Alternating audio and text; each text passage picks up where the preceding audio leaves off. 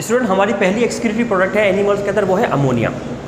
Ammonia के मामले में स्टूडेंट एक सबसे इम्पॉर्टेंट बात वो ये जो अभी हमने डिस्कस की कि ये हाईली सॉल्युबल होती है वाटर के अंदर, मतलब इसमें वाटर की सॉल्युबिलिटी बहुत ज़्यादा हाई होती है, पानी में बहुत ज़्यादा डिज़ोल्व हो सकती है। दूसरी चीज़ जो इसको और ज़्यादा ख़तरनाक बना देती है और वो ये कि सेल मेम्ब्रेन जो है, ये सेल मेम्ब्रेन को भी बआसानी क्रॉस कर सकती है, कैन क्रॉस सेल मेम्ब्रेन।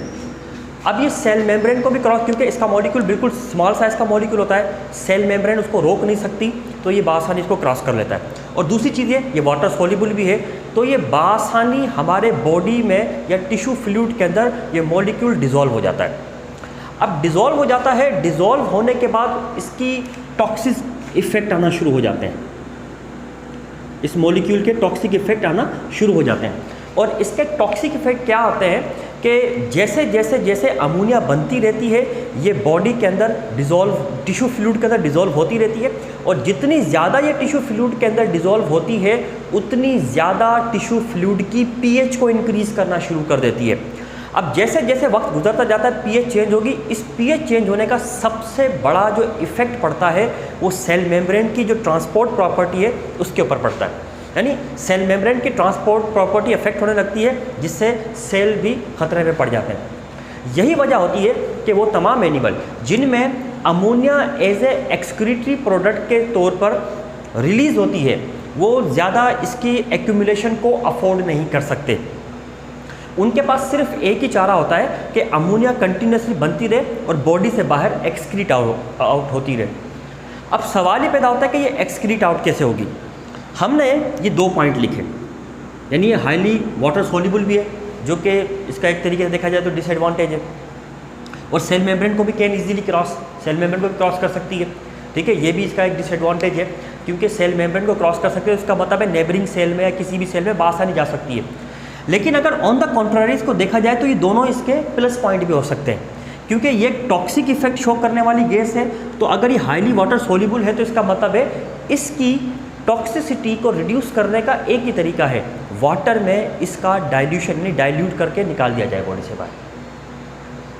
और सेल मेम्ब्रेन को बआसानी क्रॉस कर सकती है, ये भी इसका एक प्लस पॉइंट हो सकता है, क्योंकि अगर मिसाल के तौर पे सेल्स के अंदर अमोनिया गैस प्रोड्यूस हो रही है तो उसको बाहर भी तो निकालना है, और उसको बाहर निकालने के लिए सोचें अगर ये एक्टिव प्रोसेस होता या एटीपी डिपेंडेंट प्रोसेस होता तो एनर्जी भी खर्च करनी पड़ती और ये मामला होते इस तरीके से, लेकिन ऐसा कुछ भी नहीं होता, ये पैसिवली खुद ब खुद डिफ्यूज़ होकर सेल मेम्ब्रेन को क्रॉस करके बाहर आ जाती है। अब मिसाल के तौर पे आपको इसको, यानी ये अमोनिया गैस एक्सक्रीट करनी है बॉडी से बाहर, तो एक्सक्रीशन के लिए हमने बात की थी ना कि हाईली वाटर सोल्यूबल है और इसके वाटर एक्सक्रीशन, इसको एक्सक्रीशन करने के लिए बहुत एक्सेसिव अमाउंट में वाटर चाहिए होता है जो इसको एक्सक्रीट आउट करके बाहर निकाल सकता है। अब वो कितना वाटर चाहिए, मिसाल के तौर पर 1 ग्राम आपको नाइट्रोजन एक्सक्रीट करवानी है एनिमल से in the form of ammonia, यानी 1 ग्राम नाइट्रोजन है और 1 ग्राम नाइट्रोजन किस फॉर्म में, अमोनिया की फॉर्म में, यानी इतनी आपने नाइट्रोजन, इतनी अमोनिया गैस लेनी है कि जो 1 ग्राम नाइट्रोजन जिसके अंदर पूरी हो जाए, तो उसको बाहर एक्सक्रीट आउट करने के लिए आपको 100 ml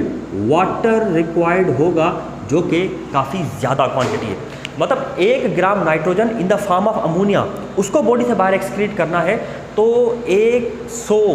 ml 100 ml आपको वाटर चाहिए होता है उसका डाइल्यूशन बनाकर बॉडी से बाहर एक्सक्रीट करने के लिए, और ये काफ़ी ज़्यादा क्वांटिटी है, क्योंकि 1 ग्राम नाइट्रोजन तो नहीं होगी, बहुत ज़्यादा नाइट्रोजन प्रोड्यूस हो रही होगी, तो जितनी ज़्यादा नाइट्रोजन प्रोड्यूस होती जाएगी मल्टीप्लाई बाय 100। अब इतनी बड़ी तादाद में नाइट्रोजन प्रोड्यूस हो, अमोनिया गैस प्रोड्यूस हो रही है और उसको बाहर निकालने के लिए बहुत बड़ी तादाद में आपको वाटर चाहिए होता है। यही वजह होती है कि टेरेस्ट्रियल एनिमल अमोनिया गैस के एक्सक्रीशन को जो है ना टॉलरेट नहीं कर पाते, वो अफोर्ड नहीं कर सकते इस चीज़ को। यही वजह होती है कि अमोनिया एक्सक्रीटरी प्रोडक्ट होती है इक्वेटिक एनिमल्स की, सिर्फ इक्वेटिक एनिमल्स ही इसकी एक्सक्रीशन को अफोर्ड कर सकते हैं, टेरेस्ट्रियल एनिमल इसकी एक्सक्रीशन को अफोर्ड नहीं कर सकते, क्योंकि वो बहुत जल्दी डिहाइड्रेट होकर डेथ हो सकती है उन एनिमल्स की। वो तमाम एनिमल जो अमोनिया एक्सक्रीट करते हैं उन एनिमल्स को एमोनोटेलिक एनिमल्स कहा जाता है। एमोनोटेलिक्स ये एनिमल्स का ग्रुप है जो अमोनिया एक्सक्रीट करते हैं, और ये डेफिनेटली वो ग्रुप है जो कि एक्वेटिक एनिमल्स के होते हैं।